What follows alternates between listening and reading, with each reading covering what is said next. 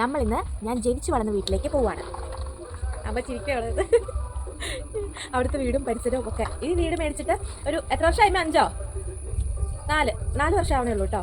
അതിനു മുമ്പ് ഞങ്ങൾ ജീവിച്ച വീടും പരിസരവും ഒക്കെ വർഷങ്ങൾക്ക് ശേഷം ഞാൻ കാണാൻ പോകാം.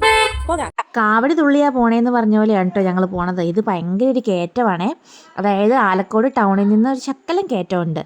അങ്ങനെ ഞങ്ങൾ ദേ വീട്ടിലേക്ക് എത്തിയിരിക്കുന്നു. ഞങ്ങൾ ജനിച്ചു വളർന്ന വീട് ഈ പാറയുടെ തൊട്ട് താഴെ. ഇവിടെ ഇങ്ങനെയൊന്നും അല്ലായിരുന്നു കേട്ടോ. ഇവിടെ ഇങ്ങനെ തൊണ്ടും ഒക്കെ ആയിരുന്നു. ഇവിടെ ഇങ്ങനെ അവിടെ നിന്ന് വെള്ളച്ചാട്ടവും ഒക്കെ ആയിരുന്നു. പക്ഷേ ഇതൊക്കെ ഒത്തിരി സ്ഥലം മാറിപ്പോയി. വർഷങ്ങൾക്ക് ശേഷം ഞാൻ കാണുന്നതാണ് ഈ സ്ഥലമൊക്കെ. ഇതൊക്കെ ഒത്തിരി മാറിപ്പോയി. ഇപ്പോൾ വീടൊക്കെ വന്നതേ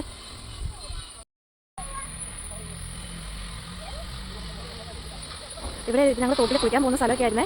ഇപ്പോൾ അറിയ പോലും ഇല്ല. തോളൊക്കെ എന്താ പറയുക നികത്തി ഒക്കെ അത് വീട് വന്നു. ഈ സ്ഥലം മുഴുവൻ ശരിക്കും കാണുമ്പോൾ സങ്കടം തോന്നും കേട്ടോ. കാരണം ഞങ്ങൾ ഇതിലേക്ക് ഓടിക്കളിച്ച് ഞങ്ങളുടെ കുട്ടിക്കാലം മുഴുവൻ ഇവിടെ ആയിരുന്നു. പക്ഷേ ഇവിടെയൊക്കെ ഞങ്ങൾ പോലും അറിയില്ലാത്ത രീതിയിൽ ഒത്തിരി മാറിപ്പോയി. വീടുകളൊക്കെ വന്ന് കാട് കയറി പരിസരങ്ങൾ മുഴുവൻ. ഈ പാറയൊക്കെ ഞങ്ങൾ ഓടിക്കളിച്ച് നടന്നു. ഈ പാറയുടെ മുകളിലൊക്കെ ഇപ്പോൾ ഒന്നുമില്ല, ആരും ഇല്ലാതെയായി. ശരിക്കും സങ്കടം തോന്നുന്നുണ്ട് കേട്ടോ.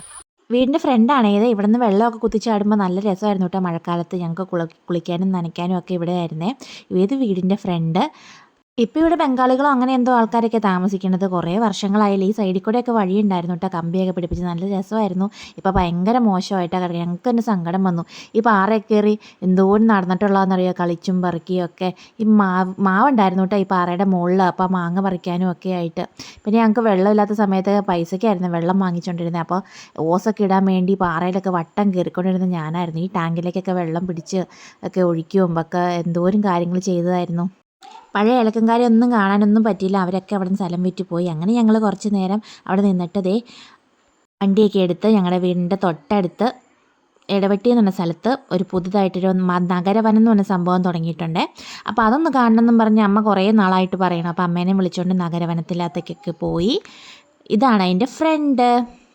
കേരള വനം വന്യജീവി വകുപ്പ് എന്നൊക്കെ എഴുതി വെച്ചിട്ടുണ്ടെങ്കിലും ഒന്നും ആയിട്ടൊന്നുമില്ല കേട്ടോ. വന്യജീവികളൊന്നുമില്ല. അങ്ങനെ ഞങ്ങൾ അകത്തേക്ക് കയറി. നല്ല നടപ്പാതയൊക്കെ ഉണ്ട് കേട്ടോ. 2 സൈഡിലും ഭയങ്കര കാടൊക്കെയാണേ. 2 സൈഡിലും കാടൊക്കെ ആണെങ്കിലും അതായത് കാടിൻ്റെ ഒരു വലത് സൈഡിലൊരു കനാലാണ്. ആ കനാലിൻ്റെ അപ്പുറത്ത് നല്ല വീടും വീട്ടുകാരും ആൾക്കാരും ഒക്കെ ഉള്ള ഏരിയ ആണ് കേട്ടോ.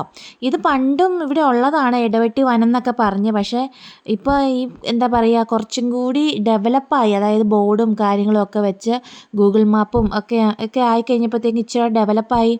മറ്റേ നടപ്പാതയൊക്കെ വന്നപ്പോഴത്തേക്കും കുറച്ചും കൂടെ ആൾക്കാരൊക്കെ വരുന്നുണ്ട്. പക്ഷേ ഒത്തിരി ആൾക്കാരൊന്നും വരണമൊന്നുമില്ല. അത്യാവശ്യം അറിഞ്ഞും കേട്ടുമൊക്കെ ആൾക്കാർ വരുന്നുണ്ട്. മഴക്കാലത്ത് വലിയ വിഷമമായിരിക്കും. പക്ഷേ വേനൽക്കാലത്ത് ഇതിലേക്ക് നടക്കാനും കാറ്റ് കൊണ്ടിങ്ങനെ നടക്കാനൊക്കെ നല്ല രസമായിരിക്കും കേട്ടോ. കാരണം നല്ല തണുപ്പും കാര്യങ്ങളൊക്കെ ആണല്ലോ. ഞങ്ങൾ വെയിലുള്ള സമയത്ത് ഒരു ഈവനിങ് സമയത്താണ് പോയത്. അതുകൊണ്ട് മഴയൊന്നും ഇല്ലാത്തതുകൊണ്ട് നല്ല രസമായിരുന്നു ഇതിനകത്തോടെയൊക്കെ നടക്കാൻ വേണ്ടി. ഒത്തിരി മരങ്ങളും കാര്യങ്ങളൊക്കെ ഉണ്ട്. ഞങ്ങൾ കിളികളെയൊന്നും കണ്ടില്ല കേട്ടോ. കിളികളെയൊന്നും കണ്ടില്ല. ഇവിടെ ഇരിക്കുന്ന സ്ഥലമൊക്കെ ഉണ്ട്. അവിടെയൊന്നും ആൾ കുറവാണ്. പക്ഷേ അറിഞ്ഞും കേട്ടൊക്കെ ആൾക്കാർ വരുന്നല്ലേ ഉള്ളൂ. ഫോറസ്റ്റ് ഓഫീസൊക്കെ അകത്ത് തുടങ്ങിയിട്ടുണ്ട്. പിന്നെ പുറത്ത് ടിക്കറ്റ് കൗണ്ടറും കാര്യങ്ങളൊക്കെ ഉണ്ട്. പക്ഷേ അതൊന്നും സ്റ്റാർട്ടായിട്ടില്ല. എല്ലാം തുടങ്ങി വരുന്നതേ ഉള്ളൂ. അകത്ത് നല്ല കാര്യങ്ങളൊക്കെ കാണാനും ഇരിക്കാനും വിശ്രമിക്കാനും ഒക്കെ കാര്യങ്ങളൊക്കെ ആയി വരുന്നുണ്ട്.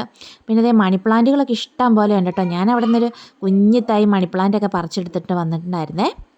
ഇവർ രണ്ടുപേരും തുടങ്ങിയപ്പോൾ തൊട്ട് ഓടുന്നതാണ്. അപ്പോൾ മടുത്തിട്ട് ഒരു മരം അവിടെ മറിഞ്ഞു വീണ് കിടപ്പുണ്ടായിരുന്നു. അപ്പോൾ അവിടെ വിശ്രമിക്കുന്ന പറഞ്ഞ് ഞാനവിടെ പിടിച്ചിരുത്തിയതാണ് രണ്ടിനെയും. ഭയങ്കര ഓട്ടമായിരുന്നു ഇതിനകത്തോടെ. കാരണം അങ്ങനെയാണ് വഴി കിടക്കുന്നത്. നല്ല നേരെയുള്ള വഴിയാണ്. നല്ല സുഖമാണ് നടക്കാനും.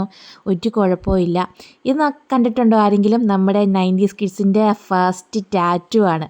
ഇതിൻ്റെ കൂമ്പിൽ മറ്റേ പൗഡർ പോലുള്ള സാധനം ഇങ്ങനെ എടുത്ത് നമ്മുടെ കയ്യിൽ ഇങ്ങനെ ഒട്ടിച്ചുകൊണ്ട് എന്തോരം നടന്നിരിക്കണോ അല്ലേ. ഈ മരക്കൂണ് കണ്ടപ്പോൾ ഉണ്ടല്ലോ ഞാനും അമ്മയും പറയും, ഇത് നല്ല എഡിബിളായിട്ടുള്ള കൂണെങ്ങാനും ആയിരുന്നെങ്കിൽ നമുക്കെല്ലാം പറിച്ചുകൊണ്ട് പോയി കറി വെച്ച് തിന്നാറുന്നൊക്കെ ഞാനും അമ്മയും ഇങ്ങനെ തമാശക്കൊക്കെ പറഞ്ഞുകൊണ്ടിരിക്കുമായിരുന്നു കേട്ടോ. ഇതിനകത്ത് ഒത്തിരി ചെതൽപ്പുറ്റുകളുണ്ട് കേട്ടോ. ഇത് പിന്നെ അതേ മണിത്തക്കാളി പോലെ ഇരിക്കണം. പക്ഷേ ഇതിൻ്റെ പേരൊന്നും അറിയത്തില്ല. കാണുമ്പോൾ നല്ല രസമുണ്ടായിരുന്നു. പിന്നെ അതേ കാട്ടുപാവൽ. കാടായതുകൊണ്ട് കാട്ടുപാവലുണ്ടല്ലോ. കാട്ടുപാവയ്ക്കൊക്കെ ഞങ്ങൾ ഒരെണ്ണം പറിച്ചുകൊണ്ട് വന്നു. പക്ഷെ അത് മൂത്തില്ലായിരുന്നു കേട്ടോ. അതിൻ്റെ വിത്തൊക്കെ പാകാമെന്നൊക്കെ ഓർത്തിരുന്നായിരുന്നു. പക്ഷേ അത് മൂത്തില്ലാത്തതുകൊണ്ട് ഞങ്ങൾ എടുത്തില്ല. പിന്നെ ഞങ്ങളിത് ടൗണിലൊക്കെ പോയി ഉണക്കമീനൊക്കെ കുറച്ചധികം മേടിച്ച് അമ്മയ്ക്കും മേടിച്ചു, ഞങ്ങളും മേടിച്ചു. അങ്ങനെ ഞങ്ങൾ വീട്ടിൽ വന്നു.